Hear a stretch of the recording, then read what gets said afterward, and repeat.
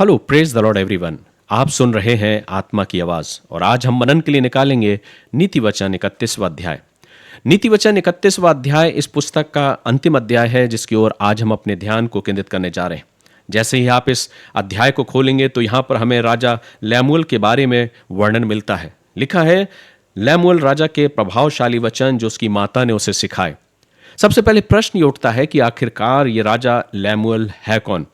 कुछ विद्वानों का मानना यह है कि चूंकि राजा लैमुएल का नाम कहीं और नहीं आया है, इसका जिक्र कहीं और नहीं है, तो सबका मानना यह है, अधिकतर विद्वानों का मानना यह है कि राजा लैमुएल जो है वो स्वयं सुलेमान है, जिसको एक उपाधि दी गई, एक उपनाम उसका है लैमुएल। और इसलिए कहा जाता है कि सुलेमान जिसको लैमुएल की उपाधि दी गई है उसका उपनाम है, और इसलिए चूंकि इसके नाम का अर्थ है परमेश्वर का जन या परमेश्वर को समर्पित। लेकिन जब इस वचन को हम पढ़ते हैं तो ये वचन मुझे और आपको ये सिखाता है कि उसकी माता उसको शिक्षा दे रही है, उसको सही मार्ग की ओर बढ़ने के लिए एक सही शिक्षा और एक सही ज्ञान उसको दे रही है। वे कौन सी बातें हैं जो उसकी माता ने उसको प्रदान करी है, शिक्षा दी है। जो राजा है लैमुएल, जो सुलेमान है, वो अपने उन बातों को लिख रहा है जब वो बड़ा हो गया है, राजा के पद पे है। उन बातों को वो दोहराते हुए यहाँ पे लिख रहा है, हे मेरे पुत्र, हे मेरे निज पुत्र, हे मेरे मन्नतों के पुत्र, अपना बल स्त्रियों को ना देना, ना अपना जीवन उसके वश में कर देना जो राजाओं का पौरुष खा जाती है। हे लैमुएल, राजाओं का दाखमधु पीना उनको शोभा नहीं देता, और मदिरा चाहना रईसों को नहीं फपता। ऐसा ना हो कि वे पीकर व्यवस्था को भूल जाएं और किसी दुख के हक को मारें। मदिरा उसको पिलाओ जो मरने पर है, और दाखमधु उदास मन वालों को ही देना। सो मेरे प्रियो, यहाँ पर एक माँ अपने बेटे को शिक्षा दे रही है, और उस मार्ग की शिक्षा दे रही है जिसमें वो अपने जीवन का और अपने आचरण को संभाल के रखे, गलत व्यसनों में ना पड़े, गलत मार्ग में ना जाए, और इसलिए उसकी माता उसे शिक्षा दे रही है। सो जब इस वचन को हम मनन करते हैं तो हम इस बात को पाते हैं कि एक ऐसी शिक्षा माँ के द्वारा अपने बच्चों को दी जा रही है कि वो जब अपने उस पद पर, अपने जब उस अधिकार पर आए तो वो एक अच्छा नेतृत्व करने वाला हो, एक सच्चा नेतृत्व करने वाला हो, एक पवित्रता के साथ नेतृत्व करने वाला व्यक्ति हो। वो भोग विलास में और नशे में नहीं, पर वो न्याय के साथ, सच्चाई के साथ ऐसे लोगों को जो दीन और दुखी हैं उनकी सेवा सहायता करे और उनकी रक्षा करे। तो एक माँ अपने बेटे को शिक्षा दे रही है जो राजा है और जो राजा के पद पर है, वो उन बातों को दोहरा रहा है कि उसकी माँ ने उसे कैसी शिक्षा दी है। आगे लिखा है, जिससे वे पीकर अपनी दरिद्रता को भूल जाएं और अपने कठिन श्रम फिर स्मरण ना करें। गूंगे के लिए अपना मुंह खोल और सब अनाथों का न्याय उचित रीति से किया कर। अपना मुंह खोल और धर्म से न्याय कर और दीन दरिद्रों का न्याय कर। तो एक ऐसी शिक्षा बताई जा रही है कि तू हमेशा जब अपने पद पर आए, अपने नेतृत्व में आए, तो इस बात को स्मरण करना कि तू अपने उस नेतृत्व को, अपने उस काम को, अपनी उस जिम्मेदारी को सच्चाई के साथ, प्रभु के डर और भय में होके अपने उस काम को तू किया करना। और आज के वर्तमान के समय में भी ये वचन मुझसे और आपसे यही बात करता है और अपेक्षा करता है कि हम प्रभु के इस वचन को गहराई के साथ अपने जीवन में उतारें, क्योंकि माता पिता की शिक्षा परिवार में बच्चों के लिए सबसे महत्वपूर्ण होती है, और हर माता पिता की जिम्मेदारी है कि वो अपने परिवार में अपने बच्चों को एक सही सीख और एक शिक्षा दें, ताकि जवानी की अवस्था में और आगे समय में भी वो कभी भी उन वचनों से ना फिरें। सो मेरे प्रियो, ये वचन मुझे यही सिखाता है 9वें पद तक कि उसकी माता उसको सिखा रही है कि तू हर प्रकार से सच्चाई के साथ न्याय करना, एक अच्छे नेतृत्व को करना, और जो कमज़ोर हैं उनके लिए अपने मुंह को खोलना, उनके लिए खड़ा होना। आगे एक आदर्श पत्नी के बारे में वर्णन किया गया है, और वचन ये बताता है कि एक आदर्श पत्नी कौन है, भली पत्नी कौन पा सकता है। एक प्रश्नवाचक चिन्ह लगाया और ये गहराई की बात को व्यक्त किया जा रहा है कि बहुत मुश्किल है कि कौन उस भली पत्नी को पा सकता है, क्योंकि उसका मूल्य मूंगों से भी बहुत अधिक है, क्योंकि उसके पति के मन में उसके प्रति विश्वास है। तो सबसे महत्वपूर्ण बात यह है कि अक्सर हम सुंदरता और नेतृत्व या तमाम उन बातों को देखते हैं जो एक स्टेटस सिंबल बन गया है लोगों के जीवन में। उन बातों को अधिकतर हम देखते हैं, क्या करते हैं, क्या काम करते हैं, कौन सा पद है, कौन सा स्टेटस है, कितनी तमाम बातों को कई बार हम अपने जीवन में देखना चाहते हैं। लेकिन प्रभु का वचन उसके बिल्कुल विपरीत बात करता है। है। और प्रभु का वचन कहता है कि भली पत्नी कौन पा सकता, उसका मूल्य मूंगों से भी अधिक है, उसके पति के मन में उसके प्रति विश्वास है और उसे लाभ की घटी नहीं होती। वह अपने जीवन के सारे दिनों में उससे बुरा नहीं वरन भला ही व्यवहार करती है। वह ऊन और सन ढूंढ ढूंढ कर अपने हाथों से प्रसन्नता के साथ काम करती है। वह व्यापार के जहाजों के समान अपनी भोजन वस्तुएं दूर से मंगवाती है। वह रात ही को उठ बैठती है और अपने घराने को भोजन खिलाती है। तो यहाँ एक पूरी एक श्रेणी दर्शाई गई है, एक व्याख्या की गई एक भली पत्नी के विषय में। और जब इस वचन को, इस पद को हम पढ़ते हैं तो हम ये पाते हैं कि यहाँ पर एक ऐसे आदर्श पत्नी का वर्णन किया है जिसका मूल्य कई धन और दौलत से बढ़कर है।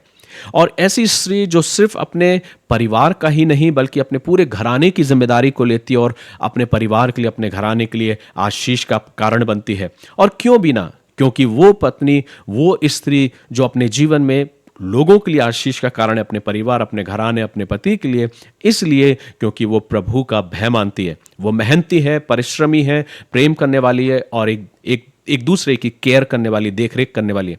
इसलिए सबसे महत्वपूर्ण बात कि वो एक प्रभु का भय मानने वाली इसलिए स्त्री है, इसलिए उसे भली पत्नी, एक आदर्श पत्नी करके यहाँ पे उद्बोधित किया गया, उसको बताया गया है। आगे जब वचन में पढ़ते हैं तो लिखा है वह रात को ही उठ बैठती है और अपने घराने को भोजन खिलाती है और अपनी दासियों को अलग अलग काम देती है। वो जिम्मेदारियों को जानती है, वो अपने कर्तव्यों को जानती है कि उसको क्या करना है, कैसे करना है। तो यहाँ पर सिर्फ स्त्री के बारे में ही नहीं लेकिन हर एक उन स्त्री से ये वचन बात कर रहा है कि उन्हें भी अपने जीवन में ऐसे ही अपने आप को, जीवन को व्यतीत करना है। वह किसी खेत के विषय में सोच विचार करती और उसे मोल ले लेती है और अपने परिश्रम के फल से दाग की बारी लगाती है। वह अपनी कटी को बल के फेटे से कसती है और अपनी बाहों को दृढ़ बनाती है। वह परख लेती है कि मेरा व्यापार लाभदायक है, रात को उसका दिया नहीं बुझता।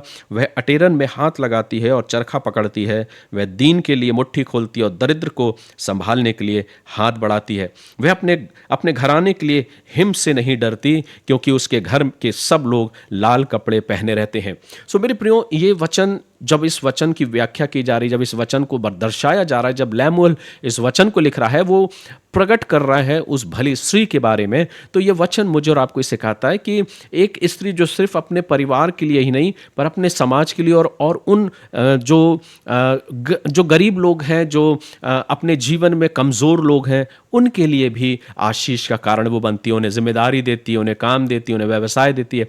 सो हर एक क्षेत्र में वो बहुत ही निपुण है और बहुत ही योग्यता के साथ वो अपनी जिम्मेदारियों को पूरा कर रही है। सो उसे एक भली पत्नी कह के यहाँ पुकारा गया है और बताया है 22वें पद से कि वह तकिए बना लेती है, उसके वस्त्र सूक्ष्म सन और बैजनी रंग के होते हैं। जब उसका पति सभा में देश के पुरनियों के संग बैठता है तब उसका सम्मान होता है।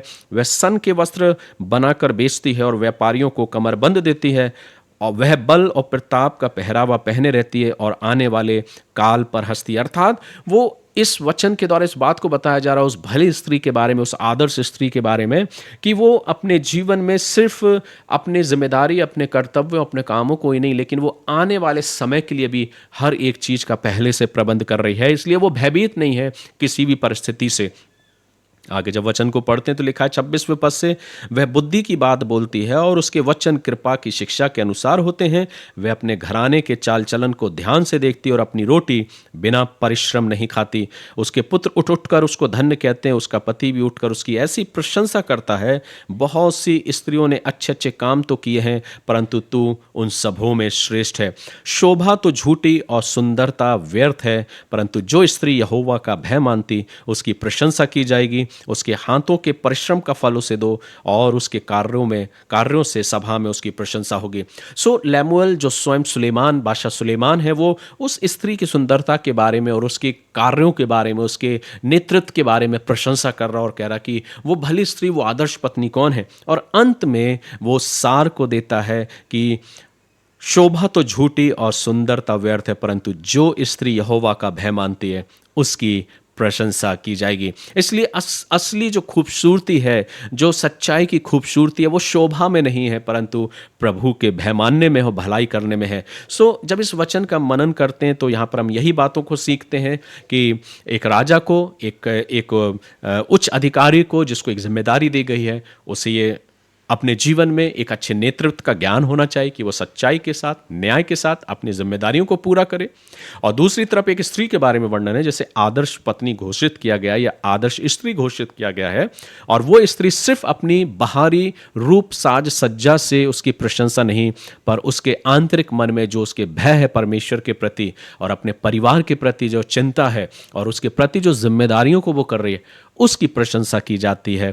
और अंत में सुलेमान इस वचन को कहता है कि शोभा तो झूठी और सुंदरता व्यर्थ है, लेकिन जो स्त्री यहोवा का भय मानती है उसकी प्रशंसा होगी। अंततः बात यह है कि हर एक अपने जीवन में जो परमेश्वर का भय मानते हुए जीवन को जीती है, वो अपने परिवार के लिए, अपने लोग, अपने समाज, सबके लिए आशीषित ठहरती है। सो मेरे प्रियो, यहाँ आज हमारा नीति वचन पुस्तक का अंतिम अध्याय का मनन यहाँ समाप्त होता है। और हमने अपने इन 31 दिनों में नीति वचन की पुस्तक का मनन किया। और मैं धन्यवाद देता हूँ प्रभु का कि प्रभु ने हमसे अपने वचन के माध्यम से बातचीत किया। हम इसे सिर्फ सुनने वाले ही नहीं मेरे प्रियो, लेकिन इस वचन के अनुसार अपने जीवन को दिन प्रतिदिन आगे व्यतीत करें, जीने का प्रयास करें। और यकीनन मानिए, ये वचन हमारी जिंदगियों को ऐसा तब्दील करेगा, ऐसा बदलेगा कि हम अपने जीवन के आने वाले हर एक उन पलों को हम भांपने पाएंगे, जानने पाएंगे, क्योंकि ये जिंदगी से जुड़े हुए तमाम सभी पहलुओं की चर्चा करता है। इसलिए अपने जीवन में नीति वचन पुस्तक का मनन चिंतन लगातार करते रहें और परमेश्वर की आशीष को अपने जीवन में पाएं। अगर आपने इस वचन के द्वारा आशीष को पाया है, सो प्रभु का धन्यवाद करें और अपने जीवन को इस वचन के द्वारा जीने का प्रयास करें। God bless you. प्रभु आप सभी को आशीष दे। मेरी प्रार्थना है कि प्रभु का अनुग्रह, प्रभु की आशीष आपके जीवनों पर होने पाए। आइए हम एक छोटी सी दुआ करें।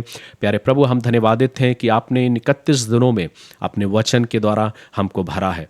हम प्रार्थना करते हैं जो कुछ हमने सुना है प्रभु, वो सिर्फ मात्र सुनने वाले नहीं, पर अपने जीवन में उतारने वाले हो सकें। और नीति वचन पुस्तक को अपने जीवन में प्रभु जी एक ऐसी पुस्तक के समान मनन करने पाए प्रभु, कि इसके अनुसार अपने जीवन को जीने पाए। प्रभु हम प्रार्थना करते हैं, हमारी अगुवाई कर और मदद कर। हर एक सुनने वालों पर आपकी आशीष हो। खुदावंद यीशु मसीह के नाम से इस दुआ को मांगते हैं, आमीन। गॉड ब्लेस यू मेरे प्रियो। प्रभु आप सभी को आशीष दे। मेरी प्रार्थना है, मेरी ब्लेसिंग सदैव आप लोगों के साथ है। God bless you.